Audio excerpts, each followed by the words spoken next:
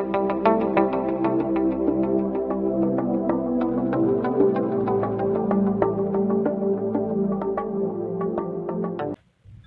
Friends, സത്യത്തിൽ ഇതുപോലൊരു കാര്യം ആരും പുറത്തേക്ക് ഷെയർ ചെയ്യില്ല. അപ്പോൾ ഞാൻ പേഴ്സണലായിട്ട് യൂസ് ചെയ്തുകൊണ്ടിരുന്ന ഒരു ടിപ്സാണ് ഇന്ന് ഞാൻ നിങ്ങളുമായിട്ട് ഷെയർ ചെയ്യുന്നത്. അപ്പോൾ ഇതുപോലൊരു കാര്യം എല്ലാവരും പേഴ്സണലായിട്ട് യൂസ് ചെയ്യാൻ വേണ്ടിയിട്ട് മാത്രമേ ശ്രമിക്കുകയുള്ളൂ, ആരും പുറത്തേക്ക് ഷെയർ ചെയ്യില്ല. അപ്പോൾ ഇന്ന് ഞാനിത് ഷെയർ ചെയ്യുന്നതെന്ന് വെച്ചാൽ എല്ലാവർക്കും ഉപകാരപ്പെട്ടോട്ടെ എന്ന് വിചാരിച്ചിട്ടാണ്. ഇന്നെന്ന് പറഞ്ഞാൽ നരച്ച മുടി കാരണം ഒരുപാട് പേര് വിഷമിക്കുന്നുണ്ട്. അപ്പോൾ അവർക്കൊക്കെ ഉപകാരപ്പെട്ടോട്ടെ എന്ന് വിചാരിച്ചിട്ടാണ് ഞാൻ ഇന്ന് ഇത് ഷെയർ ചെയ്യുന്നത്. അപ്പോൾ ഇന്നത്തെ ഒരു വീഡിയോയിലേക്ക് എല്ലാവർക്കും സ്വാഗതം. അപ്പോൾ ഇന്നത്തെ ഒരു വീഡിയോ എന്ന് പറഞ്ഞാൽ ഒരു ഹെയർ ഡൈ ആണ്. നമ്മൾ വീട്ടിലുണ്ടാക്കാൻ പറ്റിയ ഏറ്റവും നല്ല ഒരു ഹെയർ ഡൈ ആണ്. അതേപോലെ തന്നെ ഒരു ഹെയർ പാക്കും കൂടിയാണ്. മുടിയിലുണ്ടാകുന്ന എല്ലാ പ്രശ്നങ്ങളും മാറ്റിയെടുക്കാൻ സഹായിക്കുന്ന ഒരു ഹെയർ ഡൈ ആണിത്. അതേപോലെ തന്നെ മുടി നന്നായിട്ട് വളരും, മുടിക്ക് നല്ല ഉള്ളുണ്ടായിരിക്കും, നല്ല കറുത്ത നല്ല കറുപ്പിലായിരിക്കും മുടി വളരുന്നത്. അതേപോലെ തന്നെ മുടി ഡ്രൈ ആണെങ്കിൽ നല്ല സോഫ്റ്റ് ആവും, അതേപോലെ നല്ല സ്മൂത്ത് ആയിരിക്കും, നല്ലൊരു തിളക്കമുണ്ടായിരിക്കും. അപ്പോൾ ഒരുപാട് പ്രശ്നങ്ങൾക്കുള്ള ഒരു സൊല്യൂഷനുമായിട്ടാണ് ഇന്ന് ഞാൻ വന്നിട്ടുള്ളത്. അപ്പോൾ നമ്മൾ ഒറ്റ യൂസിൽ തന്നെ നമ്മുടെ മുടി ഫുള്ളായിട്ട് നല്ല പോലെ കറുപ്പായിട്ട് മാറാൻ സഹായിക്കുന്ന ഒരു ഹെയർ പാക്കും കൂടിയാണിത്. അപ്പോൾ തീർച്ചയായിട്ടും എല്ലാവർക്കും ഈ ഒരു വീഡിയോ ഉപകാരപ്പെട്ടിരിക്കും.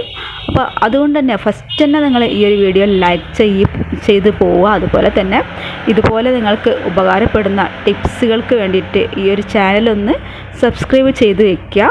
തീർച്ചയായിട്ടും ഇതുപോലെയുള്ള ടിപ്സുകൾ ഇനിയും വരുന്നതാണ്. അപ്പോൾ ഇനി വീഡിയോയിലേക്ക് പോവാം. അപ്പോൾ ഞാനിവിടെ ഈ ഒരു ഡൈ തയ്യാറാക്കുന്നതിന് വേണ്ടിയിട്ട് കുറച്ച് ഉണക്കനെല്ലിക്ക എടുത്ത് വെച്ചിട്ടുണ്ട്. അപ്പോൾ ഈ ഒരു ഡൈക്ക് വേണ്ടിയിട്ട് നമ്മൾ ഉണക്കനെല്ലിക്ക തന്നെ എടുക്കാൻ വേണ്ടിയിട്ട് ശ്രദ്ധിക്കുക. അപ്പോൾ ഇതിലേക്ക് നെല്ലിക്കയുടെ പൊടി എത്രത്തോളം നന്നാവുമെന്ന് എനിക്ക് അറിഞ്ഞുകൂടാ. നെല്ലിക്കയുടെ പൊടി നല്ലതൊക്കെ തന്നെയാണ്, പക്ഷേ ഈ ഒരു ഡൈയിലേക്ക് എത്രത്തോളം നന്നാവുമെന്ന് എനിക്ക് അറിഞ്ഞുകൂടാ. അപ്പോൾ മാക്സിമം ഇതുപോലെ ഉണക്കനെല്ലിക്ക തന്നെ എടുക്കാൻ വേണ്ടിയിട്ട് നോക്കുക.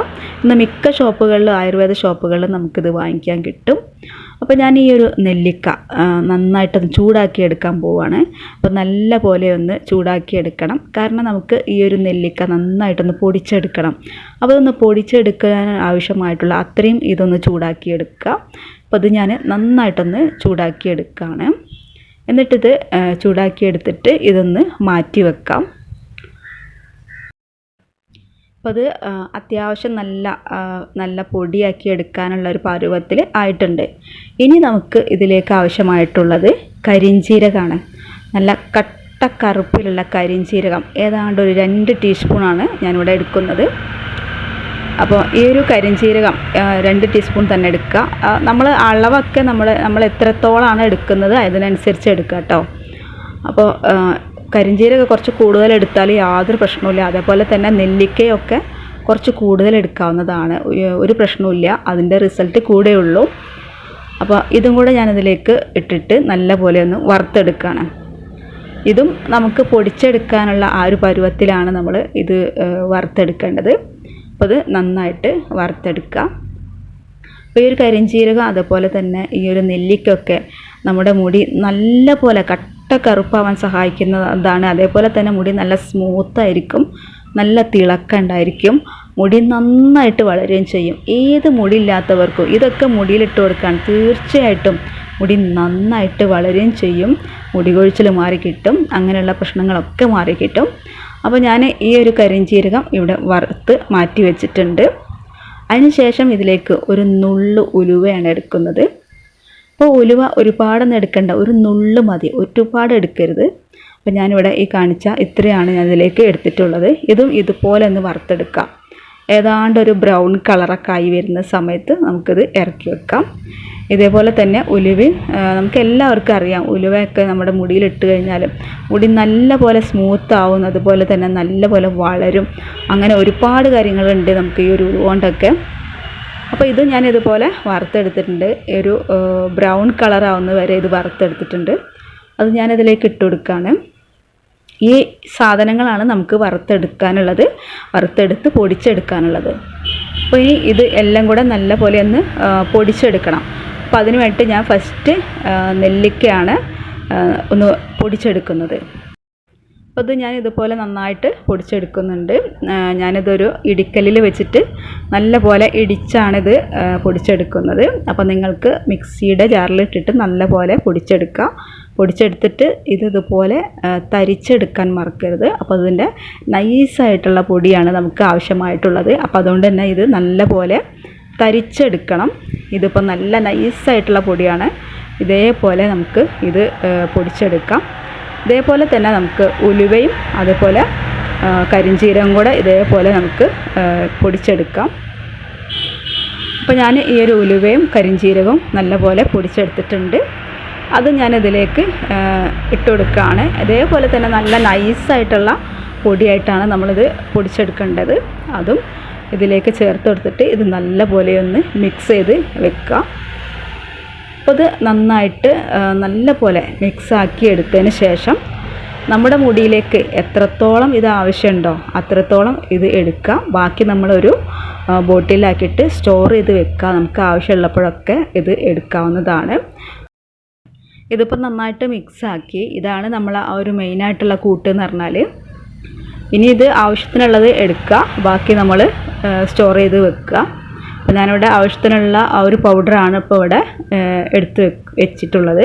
ഇതിലേക്ക് ഇനി നമുക്ക് 2 സാധനങ്ങൾ കൂടി ചേർത്ത് കൊടുക്കാനുണ്ട്.